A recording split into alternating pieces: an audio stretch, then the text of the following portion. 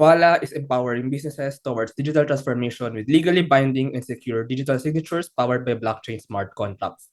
Twala was part of the IdeaSpace Acceleration Program Cohort 9 and is one of the three startups that got invested by IdeaSpace Philippines. Twala also recently signed a partnership with PLDT to help power the digital transformation of Philippine MSMEs. Charlie Coroza is the co-founder and COO of Twala. Alex Quinit is the co-founder and CTO of Twala. So hello, Charlie and Alex. We're very happy and very honored to have you dito sa Startup Podcast. Hi guys. Hello to Hello. everyone who is an avid follower and watcher. Pwede ba yun? Of Startup Podcast. Yeah, hi. Yes, we're very excited to know more about Twala. And napakabilis actually ng growth ng Twala from like last year and from like last year. So hopefully we get to know more ano ba ang inyong ginagawa, especially with your blockchain secured digital signature. So let's start with the first question. Ano nga ba ang Twala? Okay, so I think I can answer this one. So Twala, we're a Philippine-based blockchain company. So Twala, as a product or as a solution, so we offer a suite of tools for issuing, signing, and verifying IDs, credentials, documents, and uh, whatever digital asset that may be on for Web 2 and Web 3 ecosystems. So basically, we help businesses automate their identity and document management for faster onboarding and to help them eliminate the risk of identity and fraud. So for individuals naman, we enable them to have full control of their data and protect them against identity theft. So all of this, of course, is powered by Web3 and blockchain technology. So the idea behind Twala kasi, as we all know, the core of every business transaction is, of course, trust, right? And that is, Twala's purpose or vision and mission. From sa pangalan pa lang namin, di ba, Twala? Twala. It's a wordplay of the Filipino word for trust or tiwala. So we help businesses and individuals to have or to leverage this digital trust to do transactions online, all powered by blockchain technology, right? And of course, this trust in a typical business transaction or government transaction is, of course, made possible by documents and identities, right? Hindi mawawala yan. Laging merong documents and identities for every business and government transactions, right? So we focused our solutions on those two pillars, and we represented them by our products, which is Twala Sign and Twala ID. So let me give a brief overview about those two products Go that we ahead. have. So Twala Sign, so it's the digital signing platform for Web 2 and Web 3 ecosystems. So not just your typical signing platform or e-signature platform uh, solution, we can also power smart documents or contracts living on the Web 3 ecosystem. So maybe later we can go through this naman. And Twala ID. So Twala ID is a self-sovereign blockchain-based digital ID powered by ERC 725 standard and soulbound token. So the paper wrote by Vitalik Buterin himself. So that's our two products. And these two products are powered by, of course, Twala Network. So Twala Network is a specialized EVM blockchain. So all Filipino made. So lahat ng gumawa ng network nito we're all Filipino. So proud Pinoy. With built-in protocols for blockchain self-sovereign identities and digital document security. So it's a direct representation, or it works out of the box with Twala ID and Twala Sign dahil built-in yung protocols niya for self-sovereign identities and digital document security.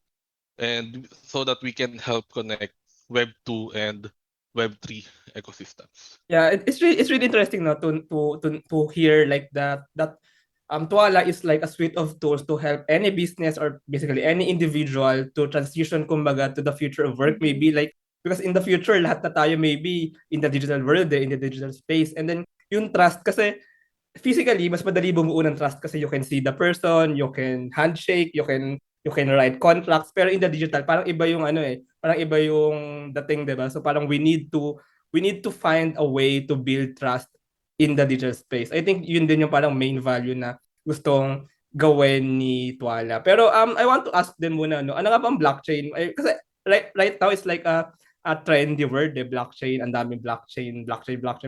So Okay. yeah, maybe Alex, you can answer that, and maybe Charlie can also explain about like ano ba yung like larger implication ng paggawa ng Twala ng own Filipino made blockchain network, no? So yeah, can I ask these questions for the both of you? Okay.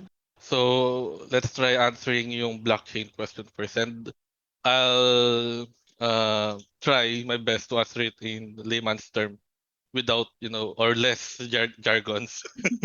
Okay. When we say blockchain kasi, pinaka-simpleng explanation niya that I think I can give is it's a distributed database or a decentralized database. And we all know, so when we say database, it's a way or, a method of storing data digitally, right? And blockchain, simplest explanation is a distributed and decentralized ledger or database. So imagine, tayong tatlo, meron tayong listahan, meron tayong papel. And on that listahan, nakalagay doon, naka-print doon or nakasulat yung names natin, 2 columns, names natin, and yung current balance natin. Kung, for example, kung ano mang currency yan, kunyari peso, HP. So sa left column, yung names natin tatlo. Right column is yung balance natin. Depending how much yun. And yung listahan na yun is nasa ating tatlo. We all have the exact same copy of that ledger.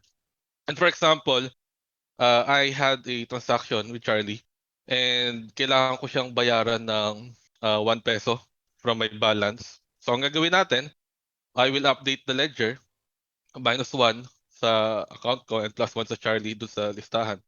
And you guys will do the same. Okay? And once we all agreed na okay, tama ang nilagay nating data, pasok siya, walang nandaya, walang naging problema, ayun na yung bagong source of truth natin. And we all have the exact same copy. Right? And it's transparent, it's public, it's immutable. Immutable kasi pag ako, I changed or I altered the value of the data on that blockchain, you guys will know. Yeah. Right? Yeah, So yeah. that's blockchain. So it's a database, decentralized or distributed database na transparent, immutable, and lahat ng history basically is every transaction is linked to one another. So you can't alter or modify any piece of data that's already saved on chain without the consensus or proper consensus. Yun kasi yung term when we talk about blockchain. When we say consensus, that's the way or term na pertaining to the finality of the transaction or the data na ira-write sa chain. Okay. So I think that's the simplest explanation that I can give. So you guys know yung data na i-store ko sa chain. I know yung data nyo sa chain, yung balance natin, all transparent, malinaw lahat. Yeah, so I guess parang that's how you make any transaction or any document public kasi lahat ka nakikita at lahat nababantayan, kumbaga. Kumbaga pag nandaya yung secure. isa, The transactions. may copy lahat right? So it can be easily changed or like yeah, it's immutable. Yeah, so I want to ask Charlie, no, like in the bigger picture, parang ano ba yung ginagawa nyo talaga with the Twala blockchain network? It's the first in the Philippines. So parang what do you really see na like magbabago maybe in how people work, in how people transact in the future? Okay, sige. Siguro sisimulan ko kayang sagutin with data being the new fuel in this world that Wow. we're living in, right? Kasi you can do a lot with data. Diba? Parang kung meron kang first-hand access sa isang data, you can process it and turn it into something either, for the good or for the bad of many people. But the question there is, ano yung kalidad ng data na tinitingnan mo? Is it something na credible? Is it something na tampered with? Okay. And that's what's good with the use of blockchain. Kasi with blockchain, like what Alex has just explained, no, there is that trust that we know that whatever is stored in the blockchain, that's just the truth. One truth lang tayo ng tinitingnan, no? And pagpasok kasi ng Web3, parang Web3 kasi is so hot, but it's still something that people are trying to grasp on, no? Ano ba siya? And pagpasok kasi natin ng Web3 na era, so to say, aside from data, the businesses who will survive or who will thrive in this new world, so to say, will be those who are credible, will be those who can show transparency to their customers, because customers now would want to make their service providers, these businesses, to be accountable, right? Especially, this is very hot. And ito yung pag-uusapan namin sa Mancom palagi, especially last weekend. Pumuputok ngayon yung issue ng yung kapag nag-text sa'yo, beshi na kayo, parang something like, hi Johnny, gusto mo bang kumita ng 1,000 to 30,000 a day? Click something something, They know right? your And name and your yeah, number, it's right?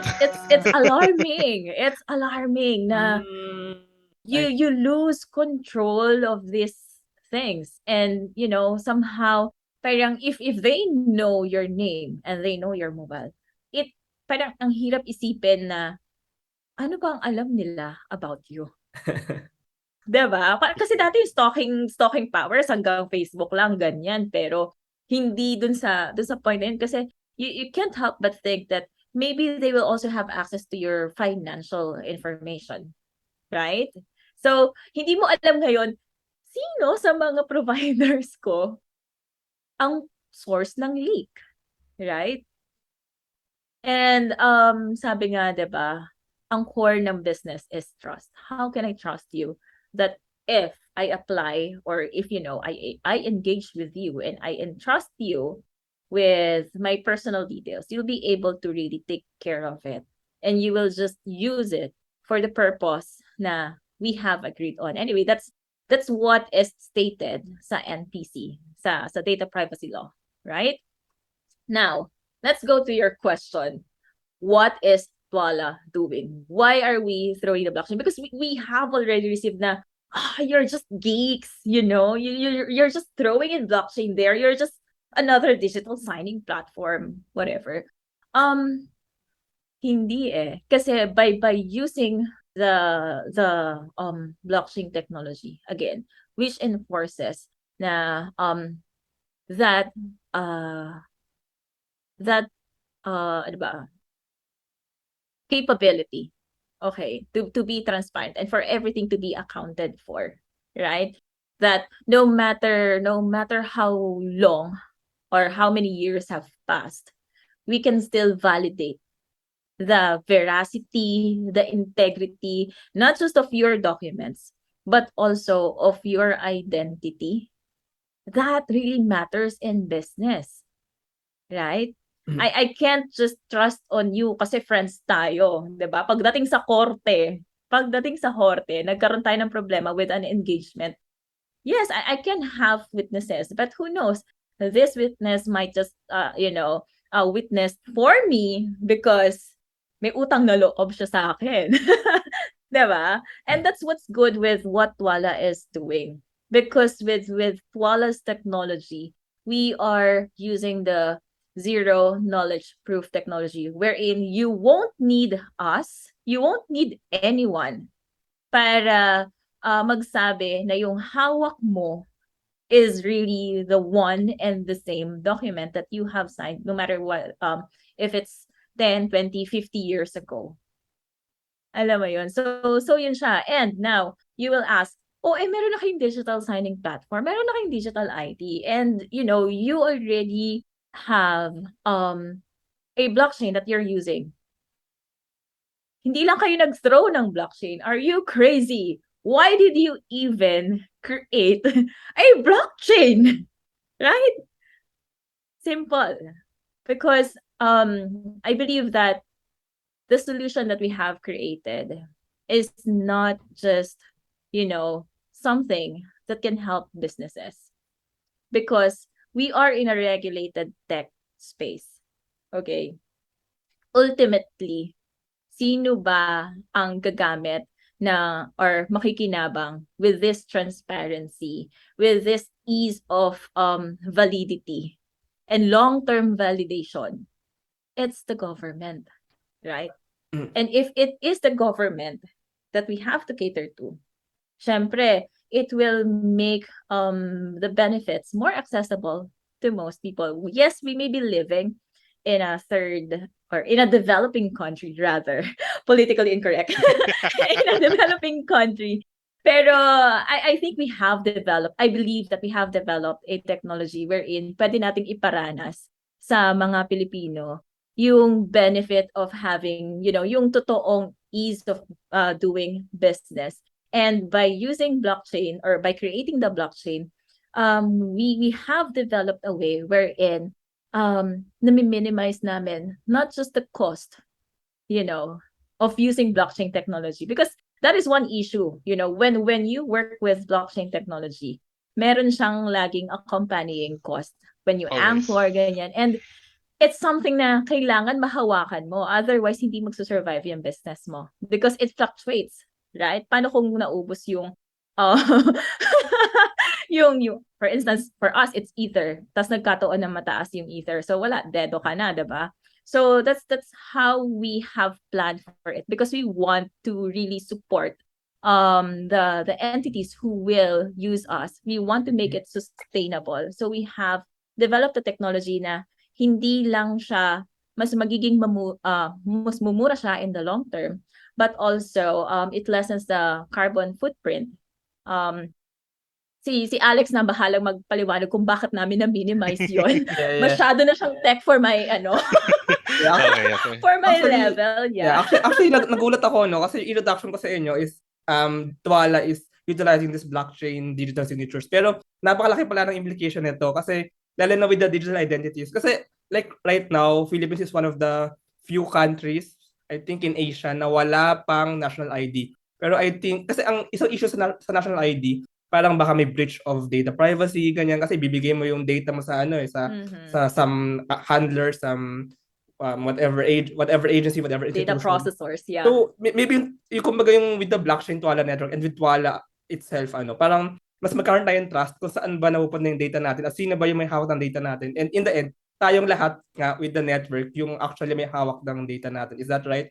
Parang ganun ba yung magiging parang sense Yes. ng Yeah. Twala's Yes. digital identities? Tama ba? Yep.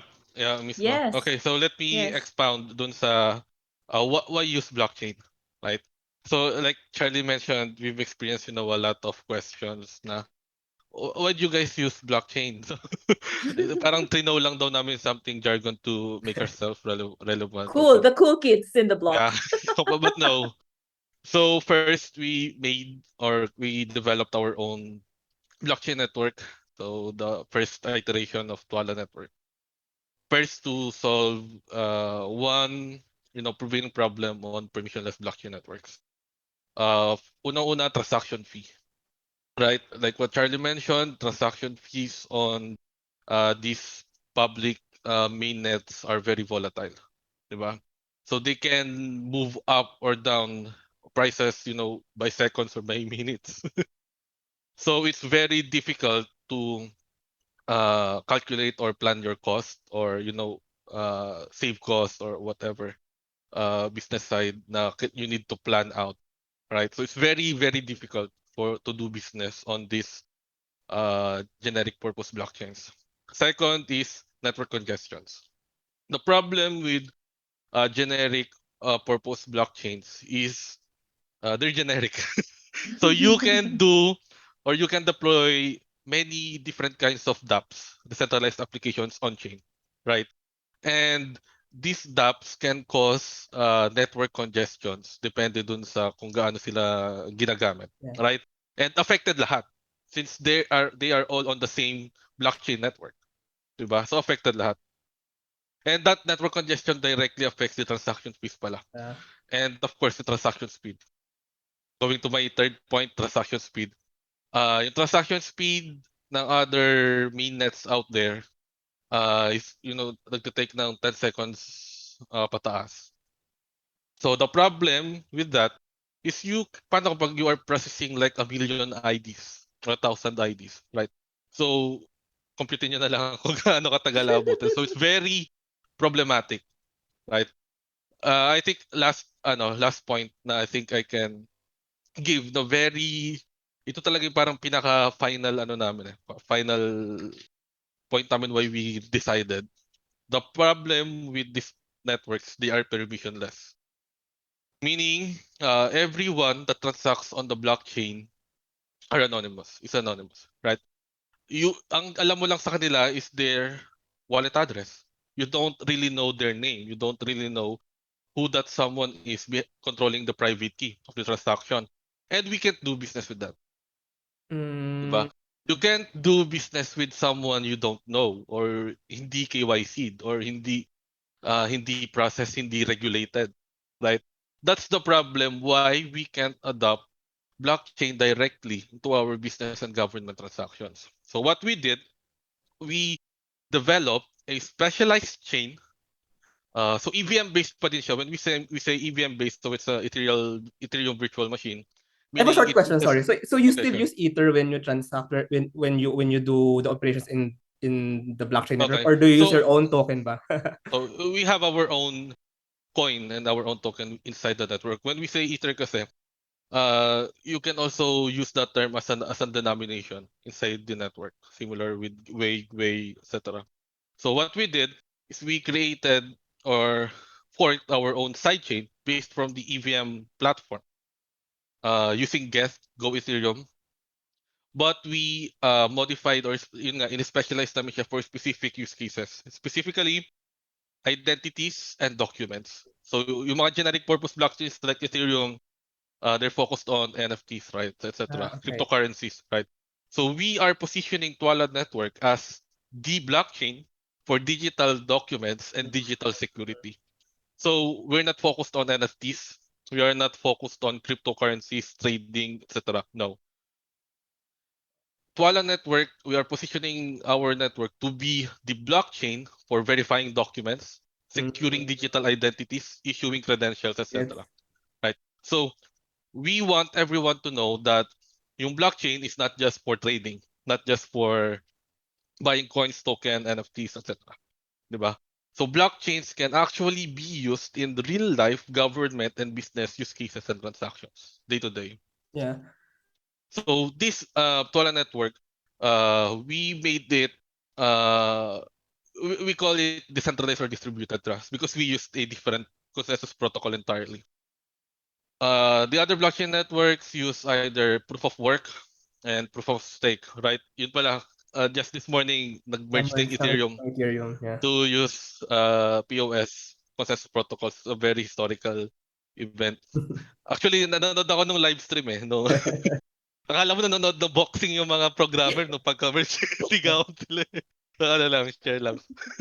Akala mo nanonood ng sports So we are using a different protocol entirely. So it's called Proof of Authority Consensus Protocol. POA. So yeah, POA. So to be specific, we are using EIP 225 click consensus protocol. So with this, we managed to have seamless transactions with faster block confirmation comparing to Ethereum mainnet. So it's 5 times faster than Ethereum mainnet. So that's averaging on 508 transactions per second. So, and this is on our testnet pa lang. We are still developing it on our phase 2 testnet and on the mainnet to be much more faster. And on our previous presentations, we say that it's 99.99% less energy consumption to Ethereum. But right now, di ko na siya pwedeng sabihin. Kasi POS na si Ethereum. Yeah. So I would say na it's 99.99% more efficient, energy efficient than proof of work chains. Bitcoin. Yeah, Bitcoin. So you can be a node validator or a node member with just a very simple or low spec machine. You don't Yeah. need like hard or high spec GPUs or something. Yeah, And it's really it's really good to hear pala na Twala will have will be having its own token. Kasi I actually believe in that future economy na parang bawat sector or bawat activity may sariling token possibly, may sariling currency possibly na ginagamit. So yun nga, no, parang Yeah. when we sign documents, when we verify those documents, we will use this Twala network. Now, ayaw mo nang itanong kung ano yung magiging name ng token, pero maybe in the future you can release that. Actually, we can share naman, Times, and I think if we talk about the entire ecosystem, I think you'll really appreciate it. So, yun. With Oy, that wag Twala muna the network, whole, ha? okay, I'll try. Sorry kapag kasi talagang ganito yung usapan, talagang nag-enjoy ako and minsan tuloy-tuloy ako. So, when we, yung two networks, so that's, I mean, two products, those two products runs on Twala network. So we are positioning ourselves, like what I mentioned, as the blockchain, the tool, the platform, the ecosystem for transacting digital identities and documents. So kahit sabihin ng iba na we are an e-signature platform, so not really. That's only one of our use cases. So if we are being compared, to DocuSign, HelloSign, so they can compare one of our use cases with that. But Twala itself is not really, we're not really viewing DocuSign, HelloSign as direct competitors. We are actually looking at them or considering them as one of our possible clients. For example, if DocuSign wants to secure their documents on chain, HelloSign wants to secure their documents on chain, they don't need to do that manually from scratch anymore. They can use Twala network, Twala's tools to secure their documents on chain right away. So no more low level development. So that's what we're really offering. So I think we can continue dun sa medyo deep discussion nung Twala Sign and Twala ID so that I can share to you guys yung ecosystem, how it really looks like so that you can appreciate it. Yeah, so now I want to ask Charlie, like this whole ecosystem, it's very amazing actually to hear all these exciting things na dadalhin ng Tuwala, especially into the Philippines. Actually, maybe it's one of the first nga in the whole world eh. Pero on the business aspect, I want to ask Charlie, especially you're the sales expert of Tuwala. So parang how exactly no can business or what type or what example or maybe lahat nga no ng industries, lahat ng klase ng negosyo can take advantage of this. Pero parang who really can benefit from what Twala is doing? Maybe can you give some examples ng makikita natin in the future? Okay. So, pagdating sa Twala, what's good with us is we are industry agnostic because literally walang business yung pwedeng mag-proceed without signing any document and without doing any KYC. So, pagdating sa what we can offer the clients would be number one, an easier, a faster, and a credible onboarding process. Okay, so everything is timestamped. Another is you can use it for your day-to-day documents as common as a certificate of employment to your MOUs to your sales contracts. So yun, that's how wide of application it can be. Not just the business documents, all right? Because we can also timestamp assets. For instance, your TOR, your diploma. Like if you attend a training, the certificates, because it's easy to Photoshop things. And our main goal is to make the recto university obsolete. Alright, na parang, okay, totoo ba to? O sige, upload natin sa Twala. Let's see. So it's as easy as that. And yeah, to also protect, the concerns of not just the businesses, but also individuals. Kasi, sabihin, okay, we will entrust you with our documents and it's sensitive. Eh, baka naman nakikita niyo yan. Or pag in-upload niyo siya, people will be able to see it in the blockchain. Actually, no. Because what we do is we let you have the full access of whatever you process in our platform. What we only anchor to the blockchain will be the hashes of the document. So, ano lang tayo, code-based lang talaga tayo lahat. So, when you upload it to verify it, you'll be able to see agad-agad, like matter of 2 seconds, whether that document is, tamper-proof or whether it has been tampered with. Just to share with you, I had, so syempre, I am always in a meeting. And I know kasi yung importance ng validity or validation or verification ng isang document, right? Because in the olden days, when we do validate a document, what we have to do is the side by side. You have to read it side by side, visual inspection. Paano kung 100 pages yon? That's so tiring. Tapos there are also instances wherein you won't see it visually because sometimes people would parang insert annotations in white. So hindi mo siya makikita, 'di ba? So what we did was even just so when I demoed the platform, nilagay ko nagsulat ako in white sa same Twala document, no? When we verified it, they were amazed na, oh, visual. Pero pag in-upload siya, even just with the period, wala na. It will tell you na, oh, this is not the same document na. So it really entrusts, it really enforces the trust, na to the system na, okay, this is really valid. So moving forward, how will it look for businesses and individuals? At least that's for the sign. Okay, I want to move on to the ID. What's good with the ID, with the digital ID, is with the current system now, when you apply for anything, whether it's a mobile plan application or as simple as your internet application, diba? You will send them your bills and whatever to prove that it is you. Imagine nag-pass ka sa internet provider mo, nag-pass ka sa bank, and all of these companies would have access. 'Di ba? Ilang beses mo siyang kinopya. And just one person na magkamali na maiwan yung data mo na nakakalat, that already is a risk. Right? So lahat sila may kopya ng personal information mo.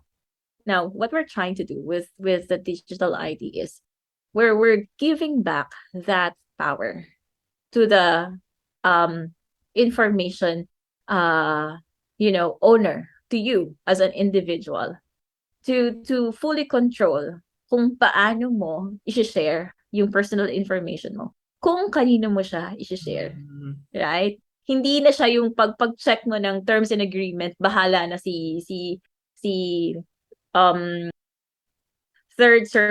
third service provider na mag-ingat ng account mo, 'di ba? Tapos wala ka ng control doon. Now, every time that they would want to validate or verify your identity, they will have to ask your permission. And you will now have the, control as to how you'd want to share it.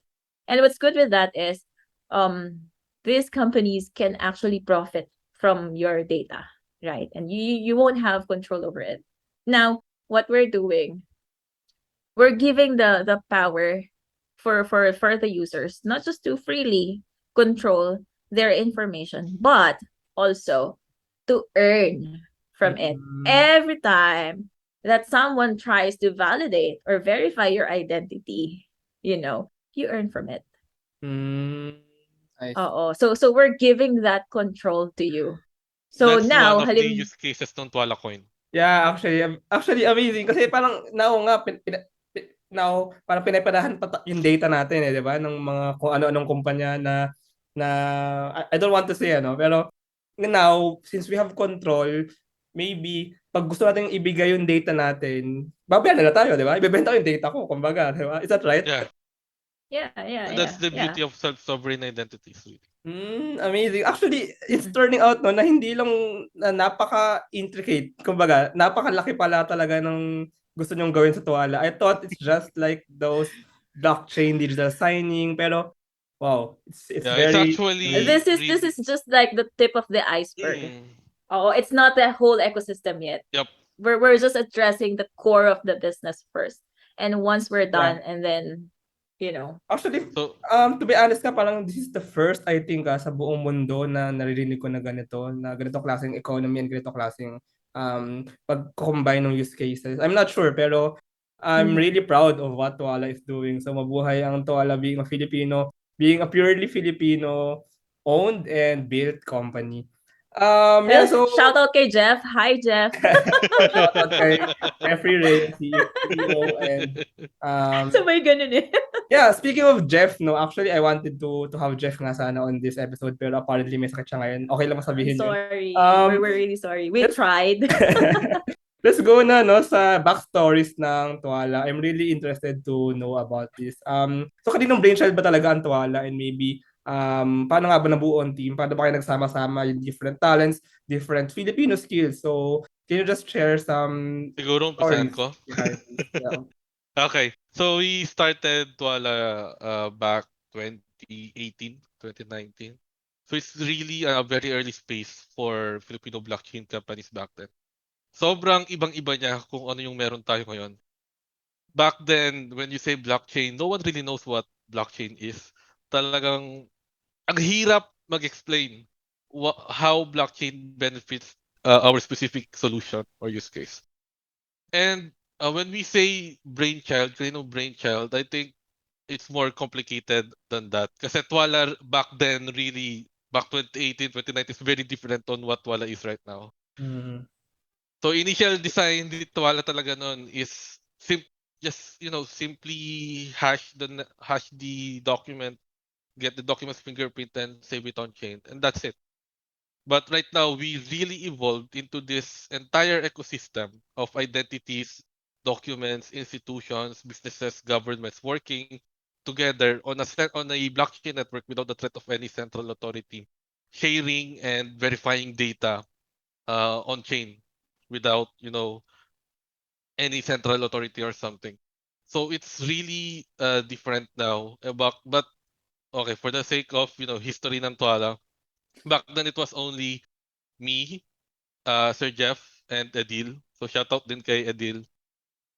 So he's our CIO. So ang pinakamalupit talaga na kwento diyan, yung pinakaunang-unang investment na ginawa para sa Tuala is worth 3,000 pesos. Nagsimula ang Tuala sa halagang 3K. Ang reason nun, uh, kinanta kami Sir Jeff, so sabi niya, want to build a company. So, parang did ng tech co-founders. So, what we did, Edil and I, we resigned sa mga main job namin. So, ano talaga, leap of faith. And what we did is yung 3K na investment, enroll namin yung sarili namin sa Union Bank Accelerator Program for blockchain. And we really did our best back then. Kasi gusto talaga namin matuto din ng blockchain kasi it's really a whole new world for us. And buti naman, after ng event, kami yung naging first place. So yung parang event na yun is parang 3 months seminar, paggagawa ka ng use cases. And kami yung naging first place. And actually right there and then, we were offered positions for Union Bank as blockchain developers. But we declined it, politely of course, to because yung goal talaga namin in mind back then is we want to start our own company, Twala. So, we resigned, bumili kami ng sarili laptops. Alam ko na-liquidate ni Sir Jeff yung isa niyang insurance. Parang kasi it's all bootstrap talaga. Alam mo naman, di naman kami parang from Ivy League universities. We're all from state universities. So, we bumili kami ng tig sa laptop. Then we started coding agad right away doing our MVP. And during that time, nag-struck yung pandemic then nung after na yung matapos yung MVP. And we realized back then na wala kaming makuhang customers, wala kaming makuhang clients. Because our viewpoint talaga, kaming tatlo, is more on tech. Tatlong tech guys kasi kami. So hindi namin kayang benta yung product namin. Hindi namin kayang iharap sa customers. Hindi namin kayang paano sasabihin na okay, gamitin nyo to, ito yung benefits, ito yung ganyan, blah blah. So we can't. And actually, we received a lot of comments back then na it's very difficult to use because it's too techy. It's too, yung security masyadong maigpit. So, Sir Jeff noon asked help from Charlie to help us on the business side. And that's maybe I think after 1 year of building the product, doing the MVP. Kasi di namin talaga kaya ibenta. So doon nabuo yung team. And from there, nag-join kami ng competitions and so far, yung iba naman napanalunan namin. And we did a lot of iterations based na rin from direct user feedback. And like what I've said, yung Twala back then is very different from what Twala is right now. Yeah. So, I want to ask actually about the program with IdeaSpace. Actually, yung you were part of cohort 9 nung 2020. And I think maybe blockchain is hindi pa ganun din ka known nung time na yun. So ang pangat pa lang siya. question ko is, paano sa tingin nyo kayo na-accept ng IdeaSpace? I mean, did you like pitch blockchain or what did you pitch? And yeah, maybe can you also share some of your experiences in IdeaSpace program? Especially, Twala is one of the 3 startups na ininvestan ni IdeaSpace. So can we know more about this? Maybe Charlie too can share her thoughts about this. Mm-hmm. So about the question whether we pitched blockchain, yes, definitely, heavily. To the point na parang the people in the room like, what are you talking about? Ano yan? Yeah. Pero what really carried us through would be the problem that we're trying to solve. You know naman with startups, it's all about innovations. It's all about new ideas. Pero ang tanong talaga dyan is your project or is your solution a vitamin or a painkiller? Yeah. Right? And the problem of fraud is, I think if I'm not mistaken, about 50 billion or 50 trillion dollars. That's a real problem. Not just for a document, no, but also for hindi pa na-account pala yung problem with identity. So that's how we have been carrying ourselves through. Kasi the problem about, document signing as being fragmented, ganyan. A Web2 signing company can address that. But the problem of fraud, that's on a totally different level na most of the times hindi siya napapansin because hindi mo agad nakikita yung monetary implications niya na parang yung losses mo sa fraud could have been used for, scaling or expanding. So yeah, that's how we were able to convince IdeaSpace people na, hey, there's something in here. Look beyond the the tech languages and whatnot. Yun. If I may ask lang kasi sometimes pag mag-i-invest anyone, they also look at like the profitability or like the revenue making aspect of the company. Okay lang matanongin, like paano ba ang nai-imagine yung business model maybe or parang revenue scheme? Like, subscription based ba to or pag gumawa ba ng account may bayad or something like that? I mean, can you just share some of this? Okay. So right now, what we're using, at least for Sign, we have a freemium plan wherein every user is entitled to 5 free document requests. Kasi signing is always free with Twala. You don't have to pay anything. What we're charging you for is the ability to create requests for signatures. So yun, every month it is replenished. So kami lang ang kayo magbigay sa inyo ng ganyan. Sa iba, $10 yon. Tapos hindi pa siya blockchain.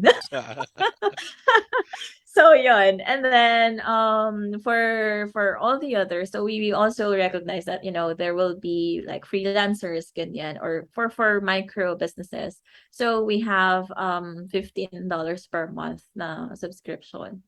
So yun. So it's subscription basis. And for large enterprises, meron siyang 3 streams. Una is either per sender, per volume, or we can also look into your API calls. So, yun siya. For ID, it's of course, it's free, no? Parang walang sense na pagbabayaran namin kayo nakuha na para gumawa ng digital version of your ID. So it's free to create an account with Twala. So we will charge yung per verification. Yun naman siya. So, and then, of course, for the blockchain network, it's per transaction naman. And oh, by the way, so sa network din naman kasi, not everyone can be a node validator to make sure that the integrity of, providing those verifications remain intact. Yeah. Pero that's true, no, actually, na ang bayad ay nasa pag-verify ng document. Kasi totoo naman, wag mong ibigay yung burden doon sa applying into the Mm. digital ecosystem. Kumbaga, Mhm. yung bayad dapat ay nandun sa kukuha ng data or something, ano. Mhm. Yeah, Mhm. it's really interesting. No? I'm really excited to see in the next 1, 2, 3 years ano ba ang dadalhin sa atin ng Twala. So for our last question, ano ba talaga yung vision ng Twala into the future, especially for the Philippines? Like maybe yun nga, when the three, no, including Alex, like really started Twala, ano ba yung nakita nyo like in 10 years pa, in 20 years pa, and especially now na nag-pivot na nga ang Twala. So what do you see in the far future for Twala? Go, Alex. Okay, so first, what we really see as a Web3 company for our yung sa social impact ng blockchain in our community is, of course, we believe in a Web3 future. And naturally, blockchain technology is the next evolution of the internet, right? So from Web 1.0, 2.0, and now we're going into Web 3.0. So imagine where a future where all documents, credentials are born digital. No more paper credentials, no more paper documents. Kasi yun yung problem eh. Yung physical paper documents, they can always be faked. Yun yung favorite Mafafraud. na na instrument of fraud because Yeah, it's easily mismo, di ba? accessible. Napakadali niyang pekain and dahil sobrang advanced na rin ng technology, dun mas madaling i-fake yung said credentials, right? So what we really want is to, for all these documents and credentials to be born digital. So we will issue them right away as digital version na. Because if a credential or document is digital and is signed, hashed, secured on blockchain, wala ka na magagawa to modify or to alter it. Right? It's safe virtually forever as long as the blockchain networks are there. And just one important factor pala na I think we failed to mention, Twala network is connected to or is anchored to 40 plus different EVM chains, not just Ethereum. So we're working on anchoring rolling up the transactions inside Twala network to 40 plus different blockchains. So that's more security, that's more integrity. So if you want to hack the network or the history, hindi lang isa dalawang blockchain 40 ang yung yahack. yeah. 40 'Di ba? plus. 40 40 plus. plus. It's growing. So imagine your identity and access rights can easily be proven without sharing any piece of data na like using zero knowledge proof. So imagine a future na you really control self-sovereign talaga yung data na you decide to whom or to when to share your data and at the same time earn from it, 'di ba? So a future where governments and companies work together with each other without the threat of any central authority on Poland network. And since all documents and identities are processed with consent and with privacy in mind within the network, so imagine an ecosystem where users, businesses, governments, nagtatransact sila dun sa network while yung users maintaining control and yung verification ng documents are intact and credentials intact sa network. So imagine a fully digitalized and decentralized economy. Yeah. Di ba? Yeah. So imagine a future where opening up a bank account or signing contracts can be done in just a few simple clicks. Yeah. Yeah, because you Actually, can share your data. as I see it, ano, parang yung verification sa physical world, ganun na rin yung level, kumbaga, in the digital world. Kumbaga, baka nga in the future, hindi natin alam na nasa physical world pa tayo, baka parang fully in the digital world tayo, in the Web3 space na tayo eh. Yeah, Charlie, do you have anything to share for the vision, like for the long-term plans of Tuala? I think malaking factor dito yung fact na nag-invest ang DOST into furthering the development of the capabilities of both sign and ID. Because I think the pandemic was a wake-up call to the government na, hey, we're not really, future ready. Kasi we cannot deny the fact na ang daming businesses na nag-close down. Kasi nga, nasa core ng kahit anong negosyo yung pirmahan. Kasi you need that as a proof na there is a business transaction Agreement. going on. Yeah. 'Di ba? Oo. Buti nga yung iba bumagsak lang yung benta eh. Pero there are businesses na talagang nag-close down. Right? So, and hindi lang yun. Imagine yung delay ng processes dahil lang hindi napipirmahan yung documents. What's sad is that for corporate, of course, you're losing money, you're bleeding money for any process na delay. What's sad is that for government services, it's not just money that we're bleeding out. Okay? Imagine, halimbawa, merong mga pwede nang lumaya na inmates. Right?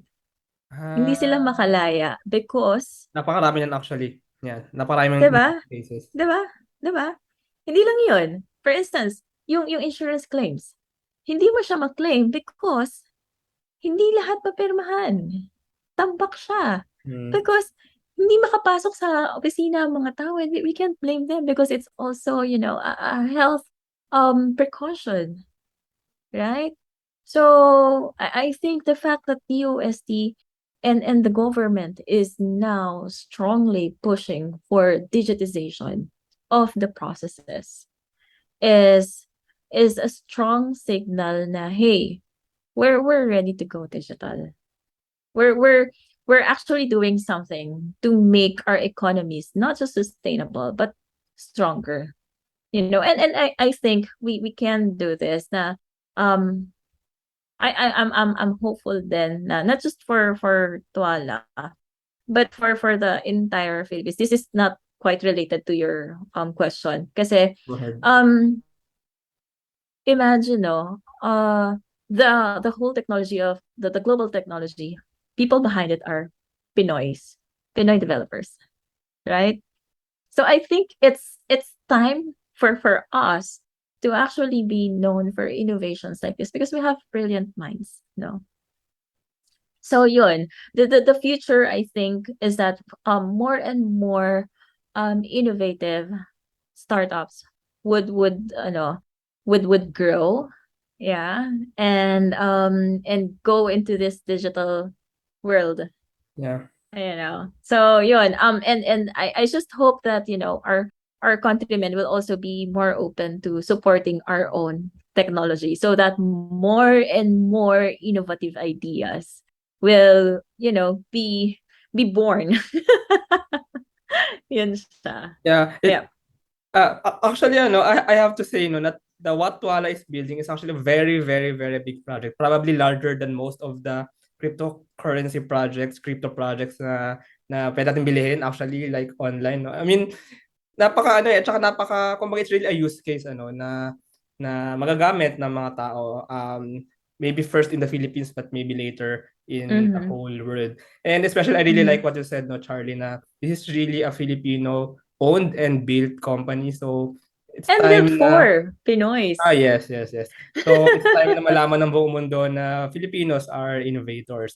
Nag-start lang tayo sa digital signatures pero now we are building this digital network of digital IDs na doon na talaga nagtatransact yung mga tao at hawak natin ang ating mga data. Kaya so maraming salamat Charlie and Alex. So if our listeners want to know more about Twala, maybe they want to be part of the network soon kapag na-launch na ang mainnet live and for use of everyone. So how can they find more information? How can they know more about you and Twala? Okay. So to anyone, okay, whether you are an individual user who would just like to protect yourself from identity theft and from spammy texts and emails, or whether you are a business thinking of going full digital, I hope that you consider working with Twala. You can find us in Facebook. Just search for twala.io. And we also have our website, twala.io. And we will be relaunching our digital ID next month. So we will be giving first access, and we have surprise to those who will actually avail of this. So click lang tayo. Yeah, and there we're always reachable naman. We were also in LinkedIn. Yep. Yeah, maraming salamat ulit Charlie and Alex. It's a really wonderful conversation. Knowing really ano ba yung plano and ano ba yung gustong gawin ni Twala. Napakalaki. I'm really shocked na ganito pala ka-immense yung gagawin nyo. So yeah, maraming salamat sa conversation na to. Thank you. All right. Thank Thank you you. so much, Rani. Thank you. Thank you very much to our 25 patrons. AskLex PH is our official e-learning partner. Get 5% discount on e-learning courses and certification programs on Lean Six Sigma, project management, data science, and many more using our promo code ALPHAXSUP. This episode is super powered by Pinoy IP Works, the intellectual property company advancing and protecting Filipino ideas. Packetworks, the leading enabler and only Internet of Things social enterprise in the Philippines. Looking for buy and sell online with Sigurado sellers. NutriCoach, the all-in-one productivity tool for dietitians and nutritionists. Benjoy's Food Products, the home of premium bacon ends, tapa, and tocino. And 8Chain, an 8-in-1 cryptocurrency project building one chain at a time, starting with Max Rep Workout and Earn. This episode is powered by Twala, Hive Energy PH, ePlayment, Interleukin, and ROC.ph. Support us and get your brand promoted using the links in the description below.